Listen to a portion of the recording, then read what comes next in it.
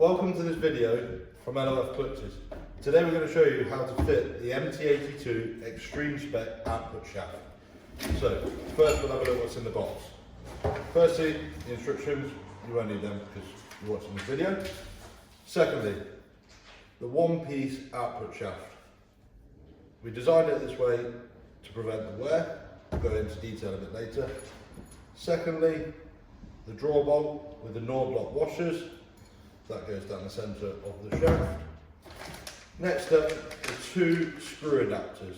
So one of these, the larger one, goes into the back of the main shaft, and the smaller one is a slide hammer attachment should you ever want to remove the shaft.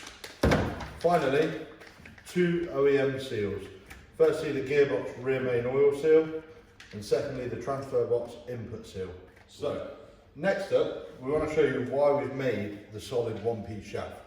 So this is Land Rover shaft. This was fitted to all of the 2.2 and 2.4 TDCIs from 2007 to 2016. And it comes as a two-piece shaft with the female to female coupling and the male to male coupling. These two slot together, and that goes onto the back of the gearbox, and that goes into the transfer box. The problem is, this dry joint in the middle is not covered in oil, it doesn't get any grease, it can't be serviced. So what happens is the metal on metal contact wears out, strips the splines, and leaves you with no drive.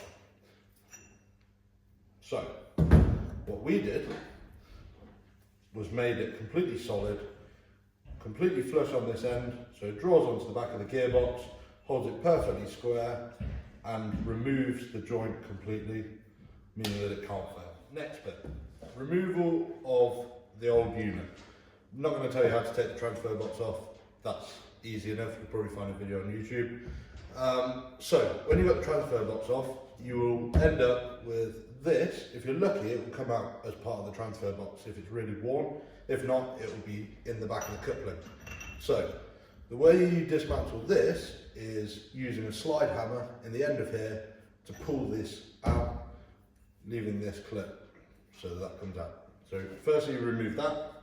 Next up you're going to be faced with this, and in the bottom of there will be this bolt that holds it in.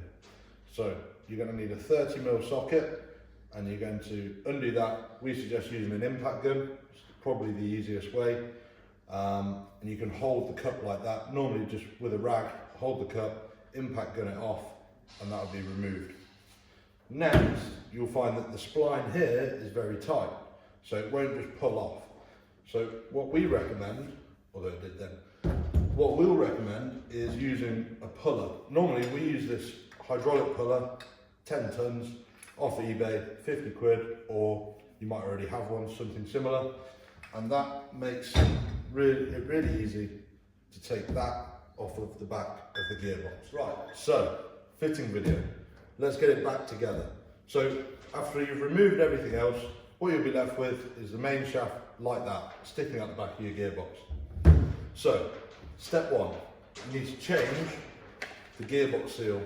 It's completely up to you if you change it. I normally do if it's leaking. If it looks bone dry, sometimes I leave it. Completely up to you. Firstly, you need to pick the old seal out and then press the new seal in using something the correct diameter to sit round the dust seal of the dust flange of the seal, and then drive it into the back of the gearbox, flush with the mating face.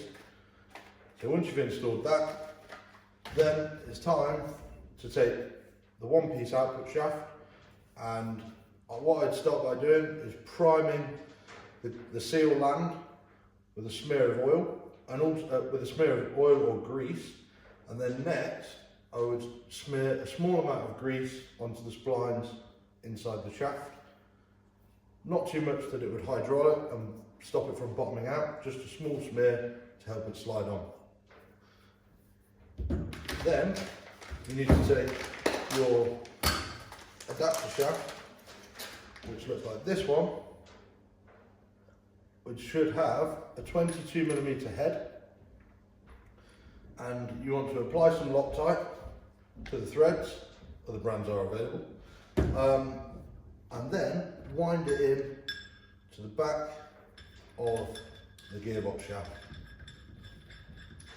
Now, when you've got it all the way down, this needs torquing to a torque of 75 Newton meters, or about 5 Ugg-Duggers, if you want to do it that way.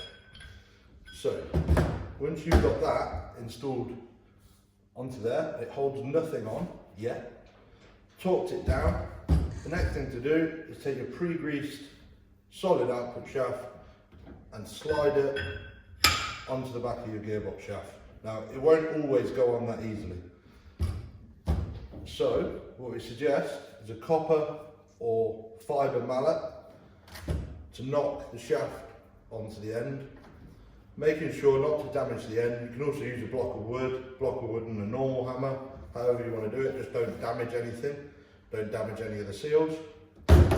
Once that's all the way down and you get the positive thud, like that, you can then take your draw bolt with your Nord-Lock washer. I don't think there's any need for any Loctite on here. I don't think it's needed because the Nord-Lock washers are really good. They're used in aerospace. So you take that and you wind it onto that adapter screw that we've already fitted inside. And that's got a 10mm hex head. So you take that onto there and you torque it down to a torque of 57 Newton meters. Once that's tightened up onto there, you can hold it there, obviously with a rag, whatever. You can then install your new transfer box seal into the back of the transfer box. You might want to prime this with grease. Definitely prime the seal land for the transfer box, which is that bit there, with grease. And then you can get it all back together. One more thing is, this can go in the toolbox. That is an M10 slide hammer adapter, and basically it goes in the end of there, like that.